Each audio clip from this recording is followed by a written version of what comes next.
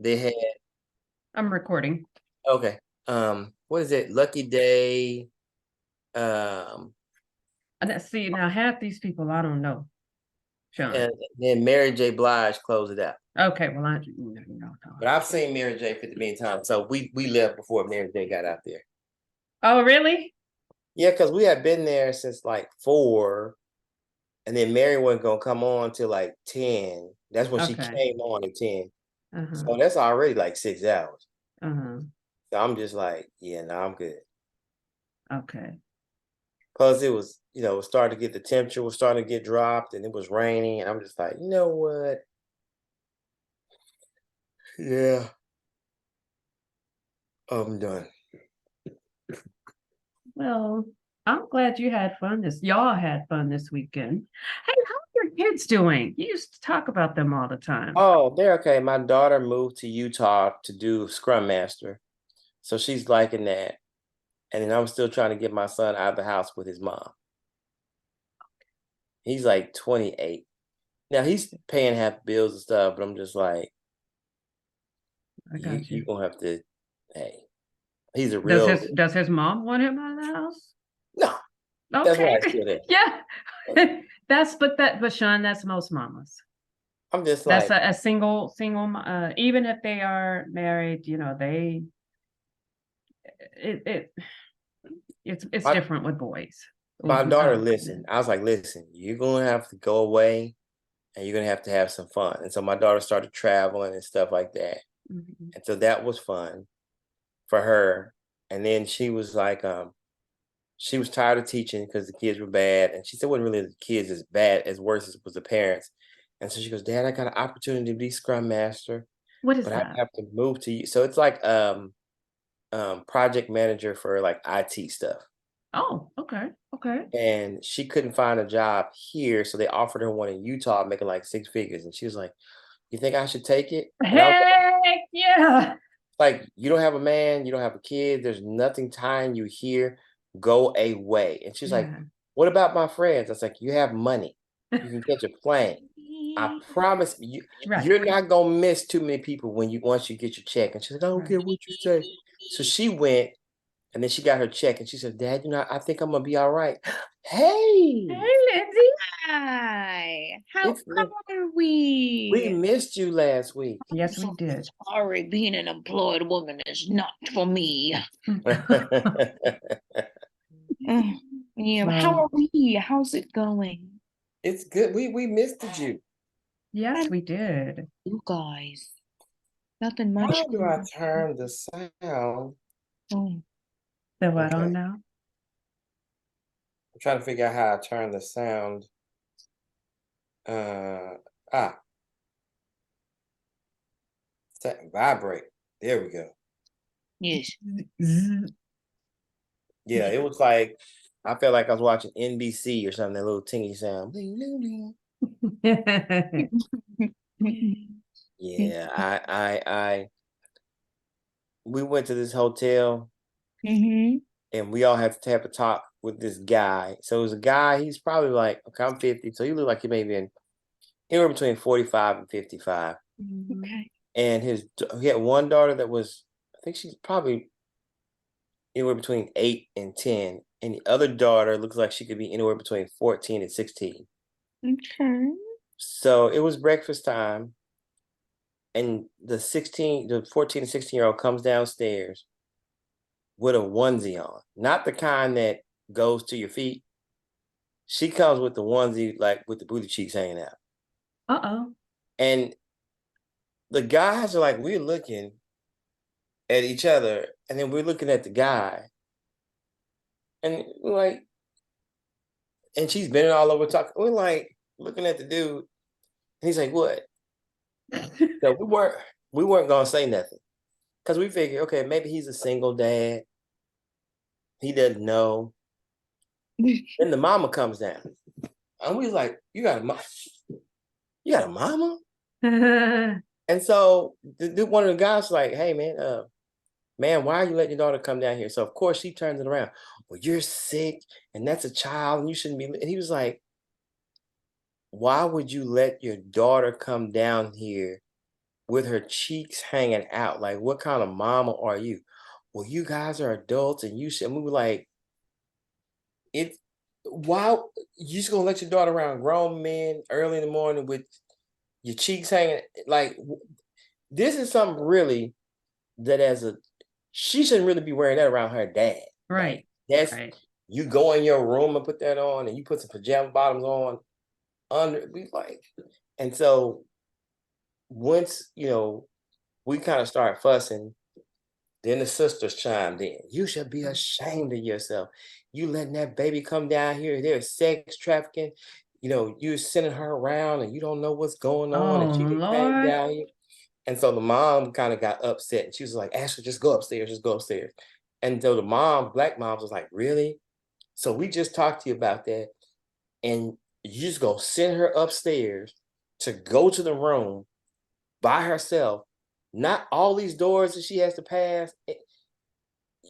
And so the mom, she left with her, but I'm just like, when my daughter was younger, when we bought clothes, we were like, okay, jump up and down, hold your hands up. You sound like Bill Cosby. Yeah, You sound like Heathcliff Huxtable. yeah, bend Jump up over. and down. Yeah. And then we were like, she wore some tights. Can I wear these tights? Yes. And we're gonna get you this shirt, and then you tie a shirt around your waist, and then you put that I was testing pajamas. I remember she came home with somebody's little booty shorts, and I found them. I didn't ask no questions. I just started up the barbecue pit, and I threw it in there, put some stuff on there, lit them up. She said, Dad, have you seen these colors of blue shorts? Yeah. I said, come on, I found them. She got out there and there. And she's like, oh my God, those are my friends. I said, well, you tell your friend to have her dad come over here if he got a problem with it. And yeah, but I borrowed those. Well, you tell whoever the mom and daddy or something, they have a problem when they come see me. Of course, nobody ever came like, yeah, who get? And I remember one time I went to school, I just popped up on her. She had all this little short stuff on. Don't worry about it. I got you. I had a potato bag, like a potato sack that you make a dress. I had that on. Had that here. Take this, put this on. So she boo-hoo. Yeah, you're gonna change clothes. You got back. Where your locker at? Went down to that locker. She had been stashing clothes. Give me all them clothes. We're gonna burn all this shit. Some of it's not mine. Don't matter. I'm saving whoever. Yeah, I ain't playing. Like you ain't finna. No, I'm burning up all this shit. Woo. And even Chloe Bailey came out. You know Chloe is, right? That is the sisters. Yeah. Okay, yeah. So she came out naked. She came out with the booty cheeks and the stuff off. And I'm just like, maybe one song you could have just did that. But all the song, all the twerking and But that's what sells. her has more. That's what they're doing. That's what they like. That's the way they feel like they are. They look their best. Her has more awards than all of those girls, and she never takes anything off. Okay, but that's great for her. But that's her. HER. I just don't. Her has a different, she has a different strategy than sex sells. Yeah. She's porn. And let's face it, her now I don't know about Chloe because like I don't follow Chloe. I'm not a Taylor Swift Swiftie. And I'm a Beyonce fan, but I don't follow her like that. I don't follow any celebrity, like that. Mhm. And now I've been to a Beyonce concert one time back in 2005. That's when she first went solo. So that's the only concert I've ever been as far as Beyonce is concerned. But anyway, all of them, have a mold. All of them have a, Megan Thee Stallion and who else is it?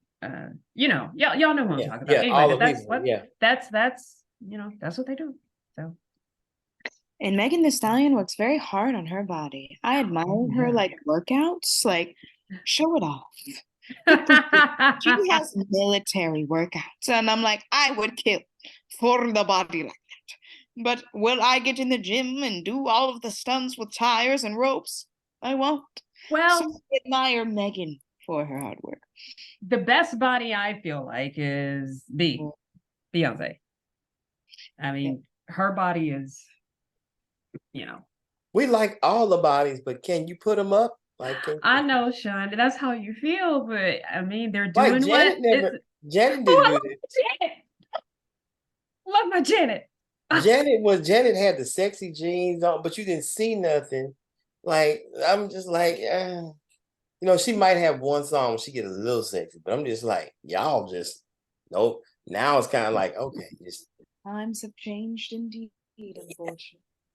give me the girl that's fine that wear the sweats and a t-shirt that covers the butt, and like to play the video games and hang out and go to Dave and Buster's and bowl. No makeup. Give me that person. And then when she gets ready to go somewhere, then she transforms to the superhero. Let me get that person.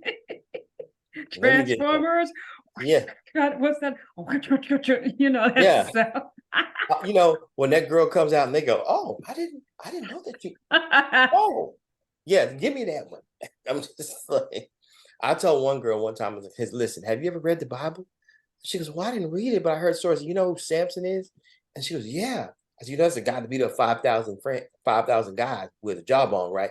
She goes, yeah. I said, yeah, that's not me. I don't want to have to do that. I don't. So I'm gonna need you to go in the house and change those clothes because I don't feel like fighting today. And I want to take you to this nice place because what you got on is Burger King, Popeyes, Denny's, IHOP. Now, if you want to go to that, then you keep that on. But I'm telling you, that's where we going. You're so Waffle crazy. House. We're not going nowhere. With what you have, no. We're gonna get good. We're gonna get horrible service with that. So you want to go somewhere nice, you go in the house and turn around real quick and come back out with some other stuff on. Cause yeah. Not gonna be able to do it. No, I left. She's like, if you don't like me for me, then I'm just leaving. So I left and I called one of my other friends and she didn't want to change clothes. So she's like, I knew it. I saw her picture. So we went out. My homegirl took pictures and stuff. And she's like, you took some other girls out? Yeah, somebody with clothes. I took somebody with clothes on. Yeah. Well, people do stuff because nobody, just like these girls, these guys that wear these horrible stuff, they have horrible friends because you ask people like, hi, look. Well, you might want to add a belt. If you keep having to pull your pants up, that means you need a belt. So put the belt on. Might not want to have all the fake jewelry. How you know it's fake? Real jewelry is not that bright. But you like my Rolex? Okay, let me help you with something. If you're gonna wear something, understand Rolexes don't tick. Very smooth. You got a Bolex on. So you can tick that on. You can't just realize Rolex, they don't tick. Just like Stop. Yeah, Well, I will say, well, let's get to our book. How about that? So we can show some superhero muscles. I'm so. I love your background, Lindsay. I'm the superhero of the world. Yes, I know. Yeah, I got it. Feel like I just want to float in her room, just float away. I know, right? That is so cool. I love that. It's just my bed. Well, so last we were with when we last left our hero. Yes. Marcus was he was a comic book writer and he ended up going to this after school program that they were what is that filmmaking after school program. I can't remember exactly what it was called, but it was a filmmaking. Filmmaking after school program. And he met this young lady named Sierra. They ended up getting into it about his quote unquote screenplay, because it was not a screenplay, it was a comic book. So she was telling him he needed to make some changes in it. And so everybody was, chiming in saying, hey, we need to make some changes to it. But in the meantime, this is the film we're going to do. And he didn't want to do that. So he storms out. So now we pick up to where he has changed the after school. He's now in musical theater class. And we're going to see how that's going for him. His favorite class. So who wants to go first? Which we on page 47 or 46? 46. Chapter 7, page 46. I'll go first. I never go first. Yay, Lindsay. You want to go second, don't you? Sure you do. And then moi will go tres. And so if we will read the chapter number and the title, that would be so fascinating. And oh, by the way, Lindsay, we're recording this because I'm taking Sean's advice. Yeah. We're gonna put it on the YouTube? Yes, sir. That's The right. YouTube. Like you said, all they can do is say, take it down. Take it down. Yep.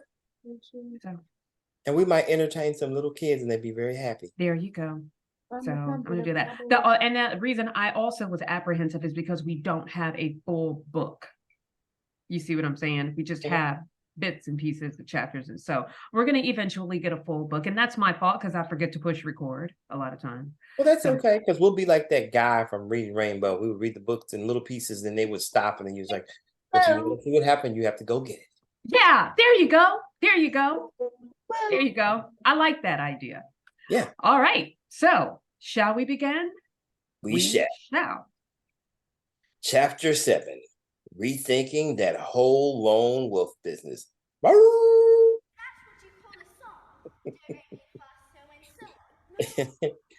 Me and the musical theater class just wasn't a good fit for anybody. Half an hour into it, the teacher already had me in timeout at the back of the auditorium. Sitting alone in the back, actually a big improvement over being on stage, trying to sing and dance. I was thinking up ways I could get myself into a timeout every day when Nasty Sierra walked in. She looked around and saw me sitting there. Then she came over and sat right by me. How's this going for you? She asked. It's all good. Yeah? You look like this class. You like this class better than filmmaking? Sure do, cause you ain't in it. She straightened up like she was gonna clap back, but then she leaned toward me and took the sass out of her voice. Look, dude, I'm sorry we got off wrong. Some of that's on me. I apologize. And I came here to ask you to please come back to filmmaking. Okay. I just stared at her. This girl had to be playing me, but she looked serious. Darren and Trish make you come over here? She shook her head. We talked about it, but it was my idea. That didn't make sense. This girl hated me. I hated her. Why do you want me to come back? One to two, she asked. No, I want a pack of lies. Duh. Okay, real talk. She took a deep breath. I want to act in my movie. I want you to act in my movie. Now she was making less sense.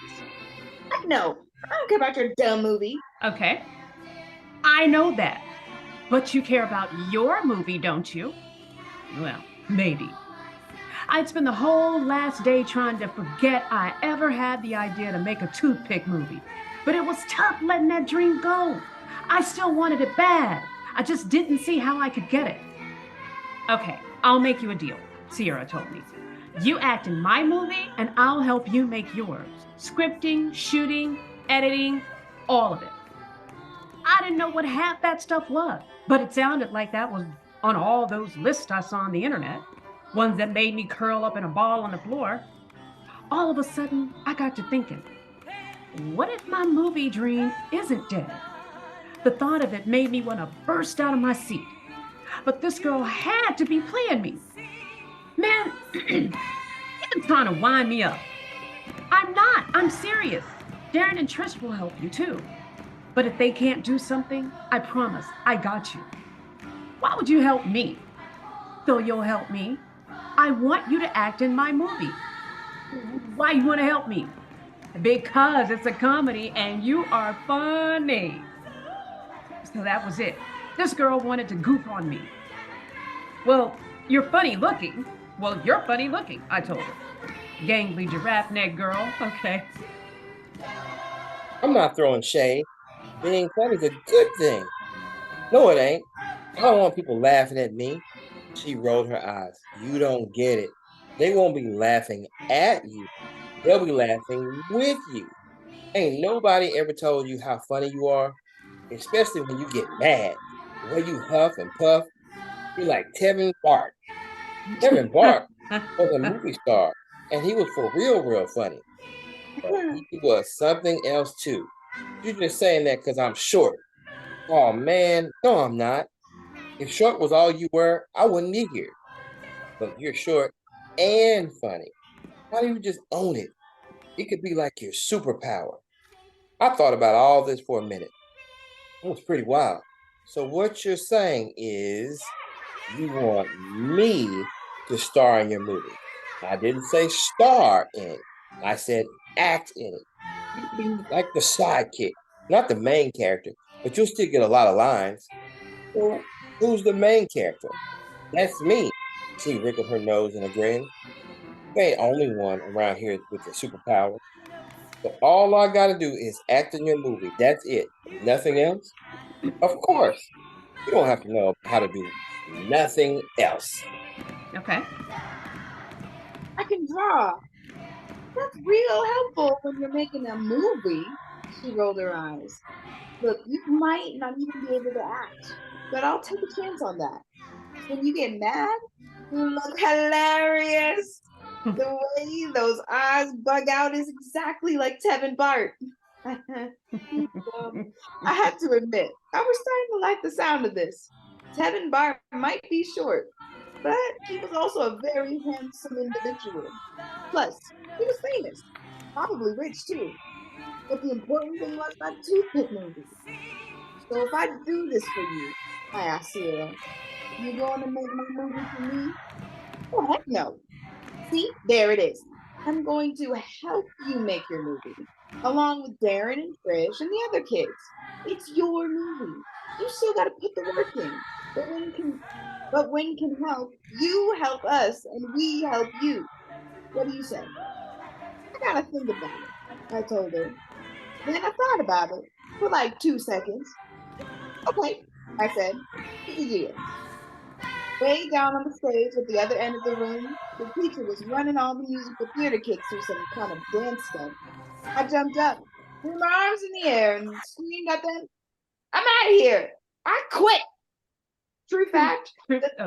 Okay. True fact, that theater teacher looked even happier than I was. I just saved her a whole lot of time out. And I had a dream again. I was making a movie just as soon as somebody showed me how to do it. Okay. Chapter 8. I write a screenplay for real this time. After I came back to film class, Darren sat me down, gave me another lecture about how making movies is a team sport. We all gotta have each other's back. Blah, blah, blah, blah, blah. I promised him I was good with it. Then he showed me how to write a screenplay. Turns out there's a lot of rules. Most of them are boring. Like the first line of every scene has to start with an INT or EXT. Those are short for interior and exterior. You put those in so people know if your screen is inside or outside. Next, you write where the scene happens, like kitchen or classroom or giant tank full of sharks. Then you have to end that first line with the time of the day, like day or night, or ugh. Okay. I'm sorry, fell asleep for a minute because that's how boring these rules are. After he told me all the rules, Darren showed me how to download a screenwriting program so I could type my script on my dad's laptop. When I came home that night, I got it all set up and started writing Toothpick Fights the Doom. The first 2 lines were easy. Love Central City.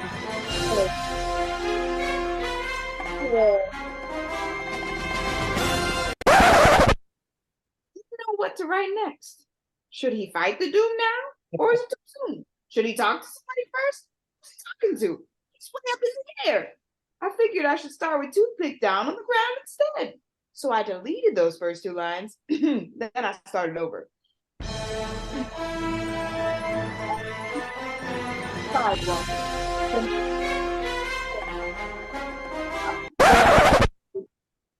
Then I got stuck again. What's he on? Where's he going? I'm there. They going to talk? about. Then I got Okay. Then I got Then, hungry. oh, I'm sorry. is that me? Oh, okay. Oh, that's you. Okay. Then I got hungry, so I ate some leftovers. Then I went back to the script. Still couldn't figure out what to write next. So I took a little break. Then then I got to fill in. So I took a little break, went online, watched some Me Too videos, read up on all the comic books that were coming out soon. Then I got to feeling bad about not working on my script. So I went back to it. Got stuck right away again. I got so stuck, I decided to do my homework. This was not normal. I don't do my homework. Except that night I did, because it was easier than trying to write that screenplay. Dad came home about 10. He'd been working late. So had I. Okay. Why ain't you in bed, boy? I'm writing a screenplay. I'd written about 5 more lines by then. Trouble was, I'd thrown out 4 of them. Dad looked around. Did you clean the apartment? A little bit. Writing is hard, Dad. Next day in film class, I asked Darren for help again. I didn't know what to write, I told him. I kept getting stuck. He nodded. I feel you. Here's how to fix that with an outline. Outline? Yeah, it's like making a roadmap so you know where you're going. Write down all the stuff you want to put in the story. Scenes, characters, beginning, middle, end. Put it all in your outline. Now you got a map. So when you sit down to write, you won't get stuck. You just follow the map. That's all I got to do. Darren gave me a big old smile. That's it, brother. Write the outline, then write the script. It'll be amazing. You think so? I know it. Keep it up, Marcus. You're on the right track. Then Darren went off to help Amari with some of the music video stuff. Nasty Sierra was typing on a school laptop. Okay. Nasty Sierra was typing on a school laptop a couple of desks from me. She must have been listening in, because she leaned toward me and said, "You want to know the truth?" "About what?" "What Darren said." "He didn't tell me the truth?" "He told you half the truth. Making an outline's a good idea. You should do that." "So what part was a lie?" "The part where he said your script's gonna be amazing." That set me off. Mind your business, gangly giraffe neck girl. Everybody looked over at us, thinking there was going to be a fight. But Nasty Sierra didn't clap back. She just rolled her eyes. "You ever write a screenplay before?" "You know I haven't." "That's why it won't be amazing yet. First time you drew a comic, was it good?" I thought back at my first ever toothpick. "No, it was trash."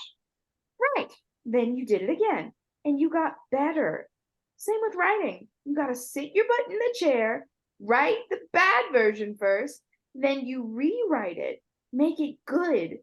But you can't write the good version until after you write the bad version. "Man, that sounds like a lot of work," I said.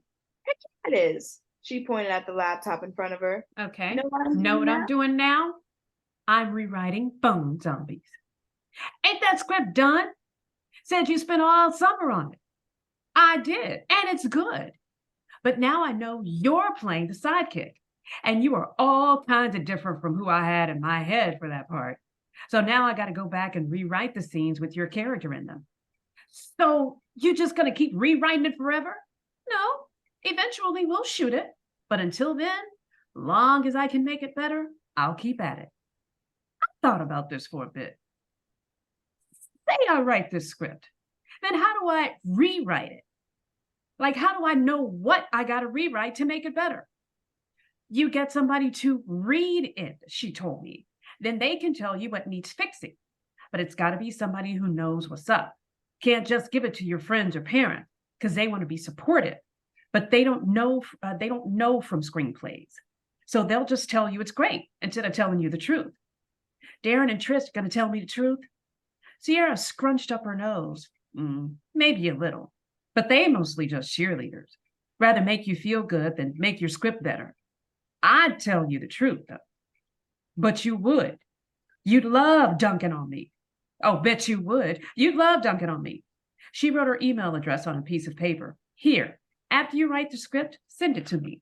I'll give you the reel, okay? I spent the whole rest of the film class making an outline, wrote down everything I wanted to happen in the Toothpick Fights the Doom. When I got home that night, I looked at all my old Doom fighting comics to get inspired. Then I went back to the writing screenplay. It was still hard, but it was a lot easier with an outline. I got about 3 pages done before I went to bed. Enough for Toothpick to find out the Doom was killing people with the death ooze. You want to keep reading? Sure. Okay. Next day was Saturday. I got up early.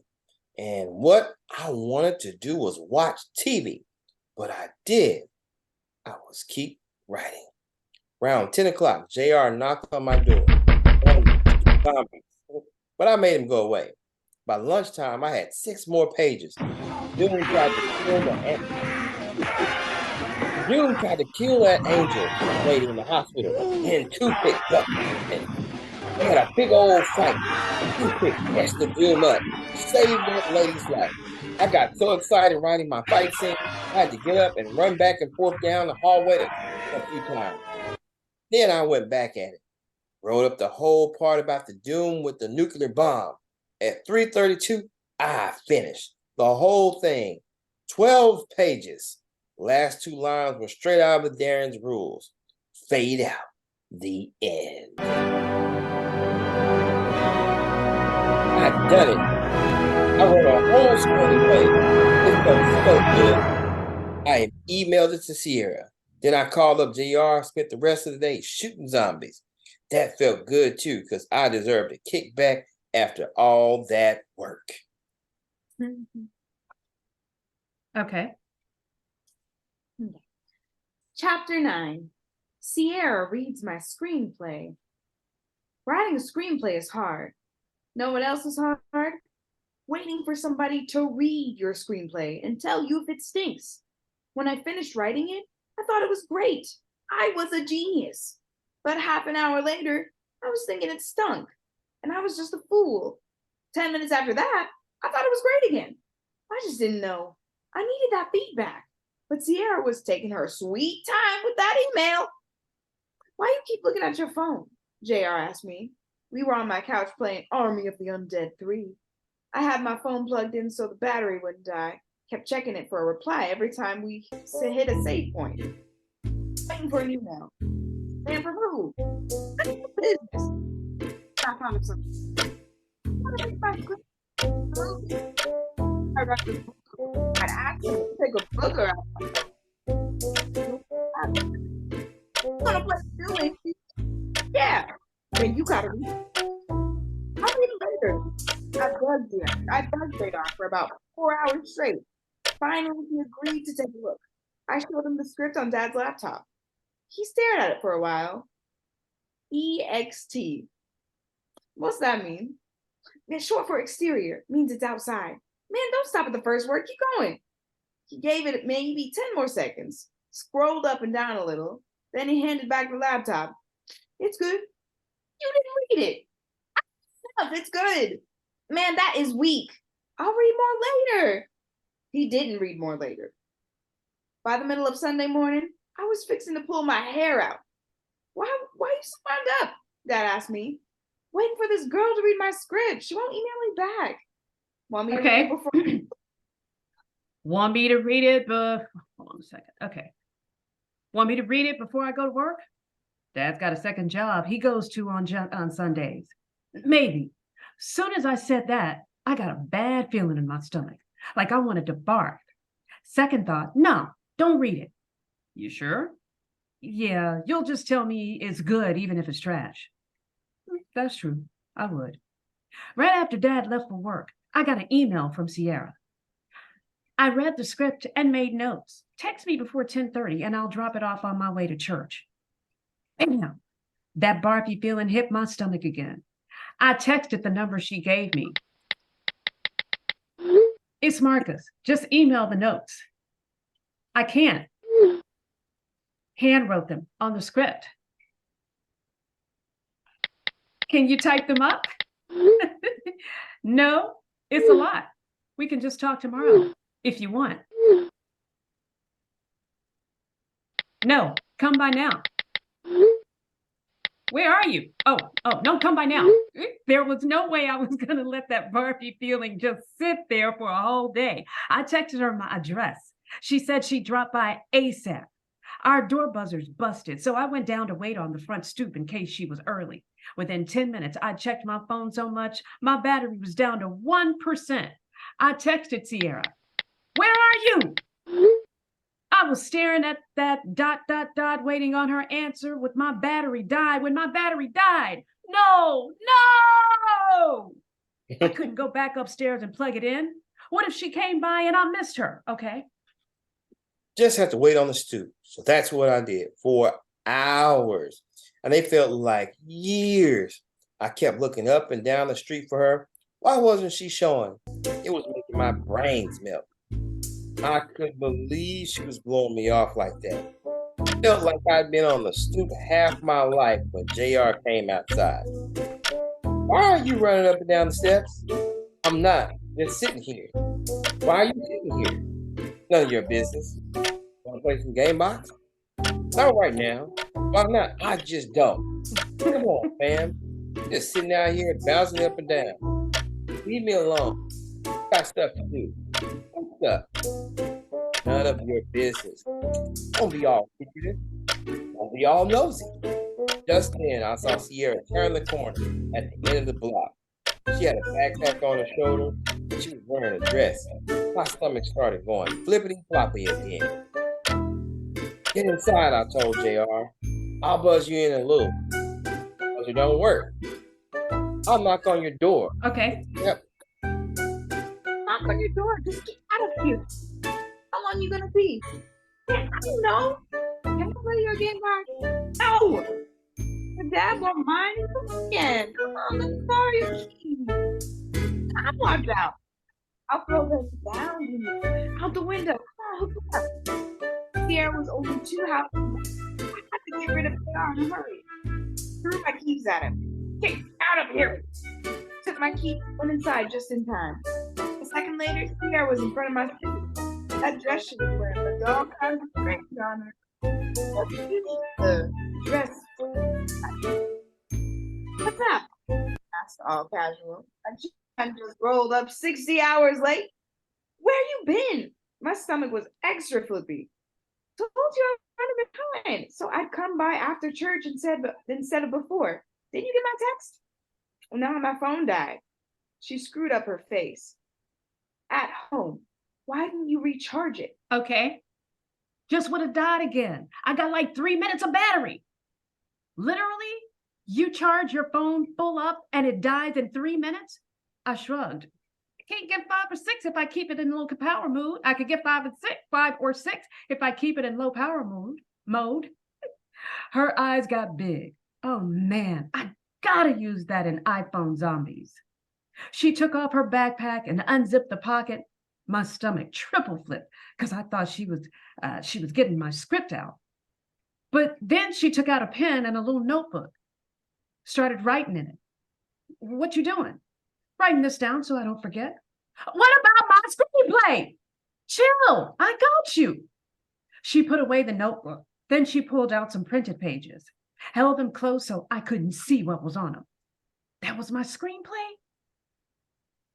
That my screenplay? What you think of it? I was halfway to barfing and my head was starting to get dizzy. She got a weird look on her face, like she was chewing some food and couldn't and thought it might be off. It could be good. Could be. Yeah, just needs work.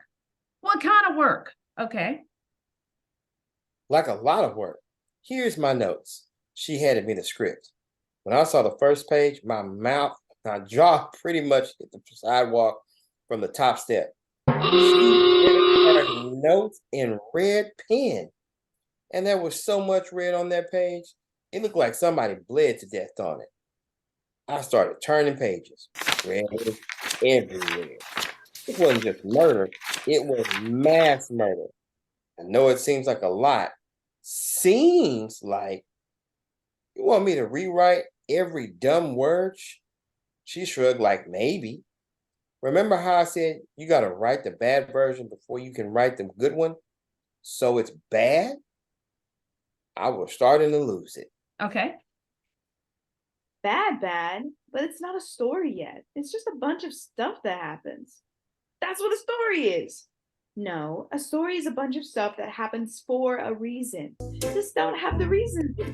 No why or because. Like you got Toothpick just kind of wandering around for a couple pages, and all of a sudden, we're in this old lady's hospital room. She's not old. I know. She's 31. Sarah looked confused for a second. Okay, that is the real secret. But who is she? Why did you attack her and not somebody else? Gotta be a reason. Sometimes there ain't no reason. I said, sometimes bad stuff just happens to people. I got a lump in my throat when I said that. I had to swallow hard to get rid of it. Yeah, in life, stuff just happens, Sierra said. But in movies, there's always a reason. Like, why is powers? Ancient African magic, I yelled. But how? She yelled back. Did he go to Africa? Did Africa come to him? And ain't that corny? Same way Black Leopard got his powers. Black Leopard's dope.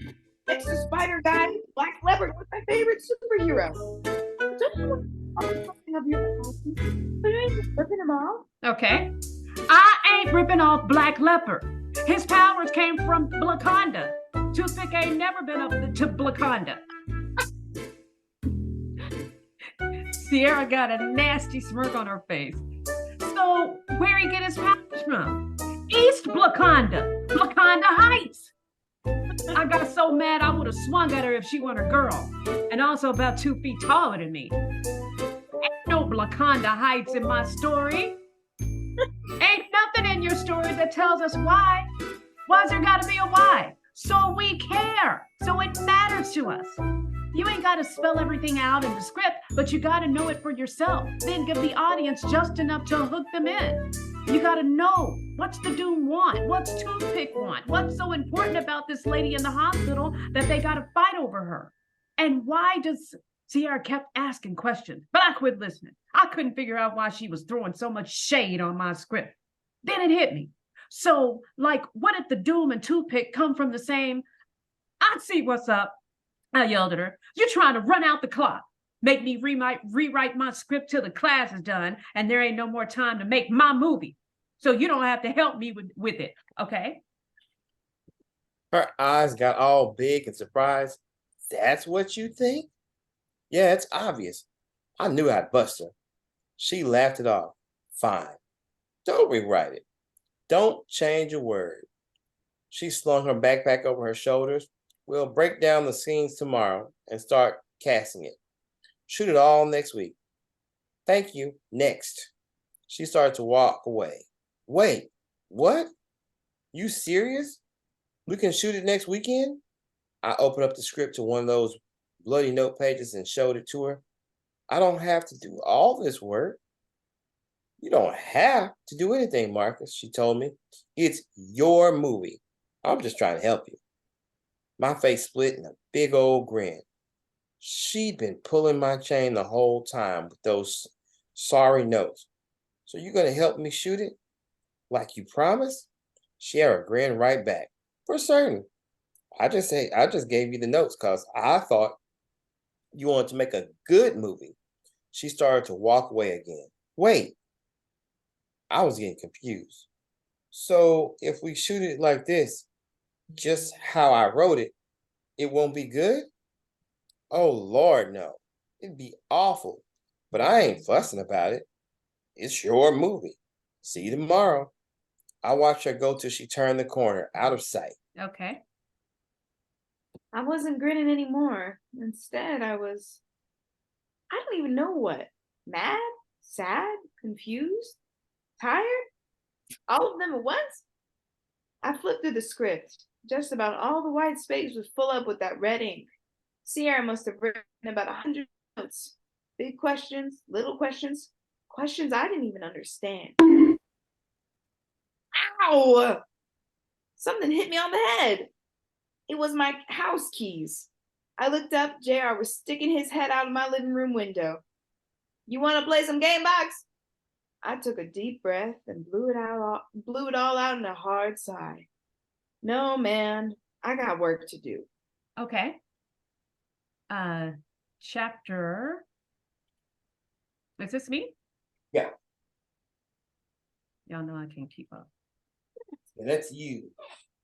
That's you. It's you. It's you. I just lost. It's you. It's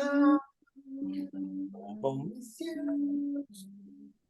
It's you. Uh-oh, where did it go? 872. It's you. Just a moment for a small production break. I have lost. Okay, here we go. After these messages, We'll be right back. Okay. And this will be our last chapter for the night. And here we go. Chapter 10. I rewrite my screenplay. Ugh. Fact. When you rewrite a script, it ain't the writing that's hard. It's figuring out what to write that kills you. I had to think up answers to a million questions. Some of it was stuff I'd never thought about, like, why's the dude so evil? Other stuff I thought I knew already, like how Toothpick got his name and his power, and what makes him change from a normal kid to a superhero. But once Sierra called all that stuff out, my old ideas didn't seem dope enough anymore. They didn't fit together, and they were mostly just me ripping off other superheroes. We talked it out a couple of times on the bus to school. Why you name him Toothpick, Sierra asked me. Does it mean anything? This means he's skinny. So why not call him Beanpole, or Scrawny, or Giraffe Neck? Okay. I don't know. Toothpick's, what is his Grammy called? Toothpick got a Grammy? Don't superheroes have Grammys? Guess so. But if she in the movie, you're gonna have a super granny. Nah, that's corny. Gave him his powers too. Grammy got that ancient African magic. I didn't just have to change where Toothpick got his powers from. I had to change when his powers come out. He gets mad too. That was just me straight up stealing from Impossible Wolf. His finger spears were basically Super Wolf's claws, but I kept those because they looked way too dope to get rid of. The other stuff had to go, though it wasn't good enough. I wanted my movie to be great, and I knew Sierra was right. It wasn't there yet. Trouble was, I didn't know what was to change. The trouble was, I didn't know what to change. All stuff T.O. I spent weeks trying to think it through, lying in bed, sitting in class, walking down the street, standing in the shower, staring at my homework. Every other minute, my brain was chewing on it, and I couldn't come up with anything good. I'd get these little bits and pieces of ideas like the lead, and I got talking in film class once. I was running ideas by Running ideas by him how Toothpick got his name.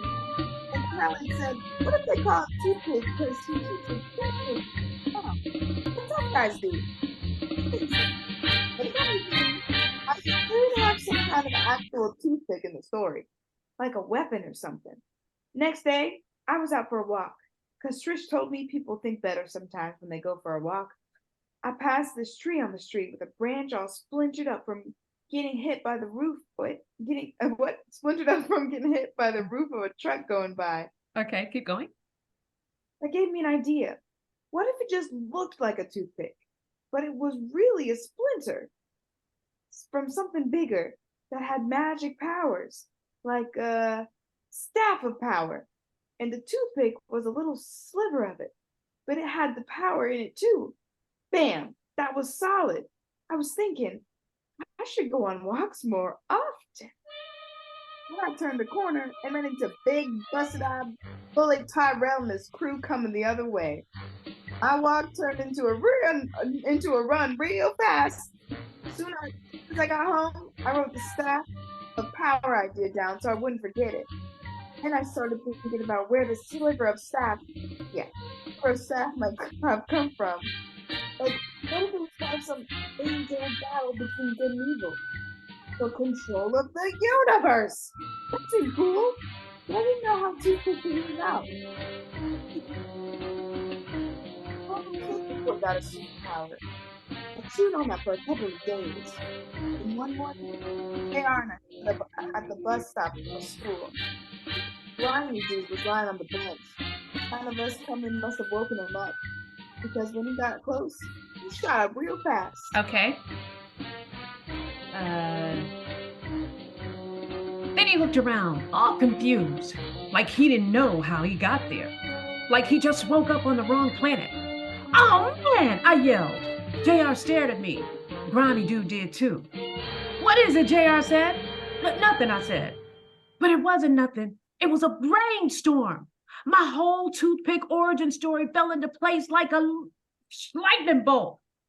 A couple of stops later, Sierra got on the bus. I was flying. I figured it out, I told her. The Doom's master of evil, right?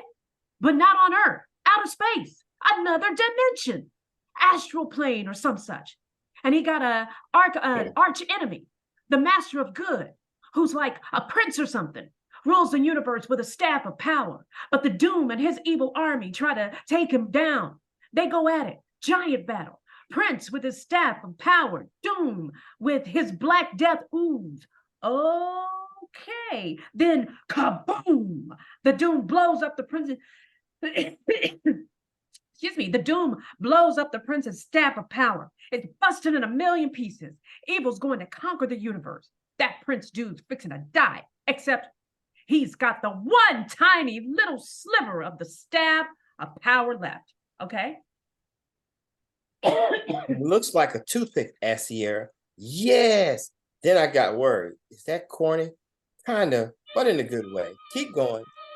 So that dying prince, he grabs that little sliver, transports himself down to Earth, because it's like the nearest planet. Or, no, wait.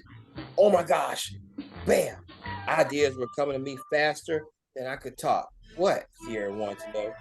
The lady in the hospital, she's why Doom came to Earth. Because Angel ain't just her name. She's a real angel. Got the most pure soul in the universe.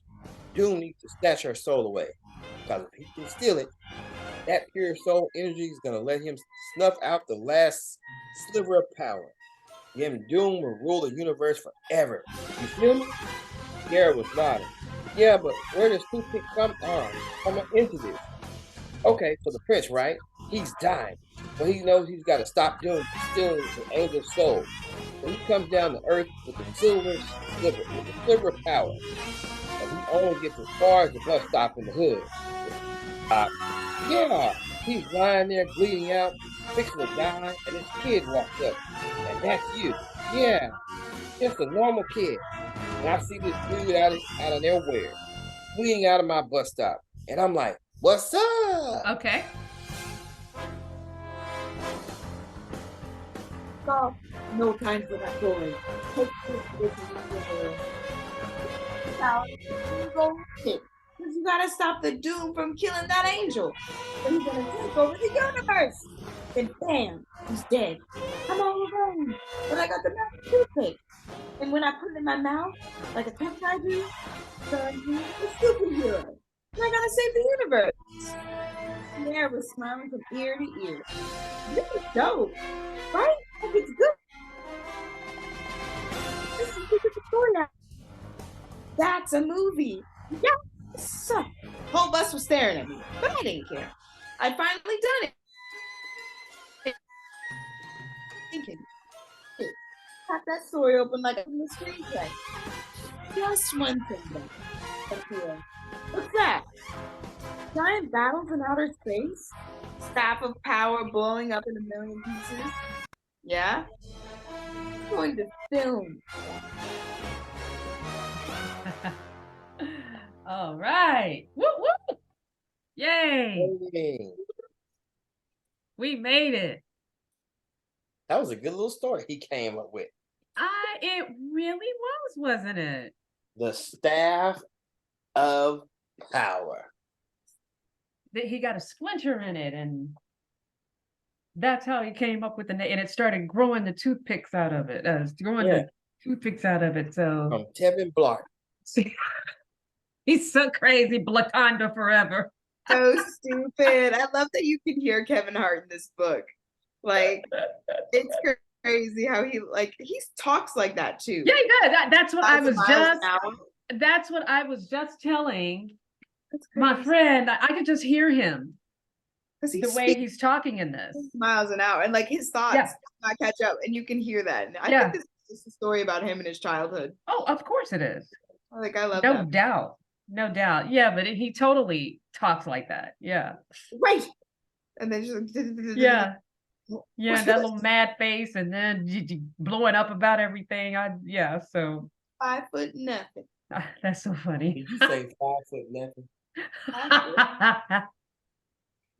Oh my goodness. Well, that was fun, everybody. Yes. Yes, so The script is coming together. it really is. I love it. I can't wait to dive into the rest of it and see how all kinds of stuff is going to happen. They're going to run into Mm-hmm. all kinds of issues. That never happens to us, right? Oh. Toothpick. What'd you say, Lindsay? I'm having trouble hearing you. It's something going on with your mic or something. Oh, It was cutting out a lot. darn it. Probably my Wi-Fi. But Yeah. if I'm close.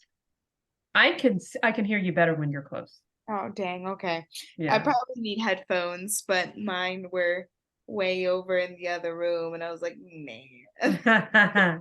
Yeah. Oh, let me stop recording. How was work, Lindsay? It was good.